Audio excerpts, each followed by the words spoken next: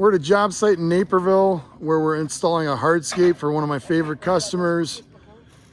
We're using Prescott wall, and it's going to be a raised patio. They're working on the fire pit right now. We're making enough room where they can put furniture in between the seat wall and the fire pit. They're getting ready to run the gas line. And the neat thing about this is it's going to be up real high, which will give it a real dramatic effect. And then over here, we're getting ready to do the foundation of the outdoor kitchen.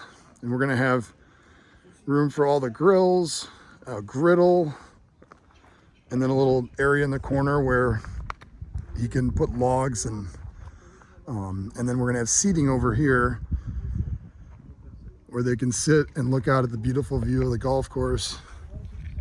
Really excited how this is going.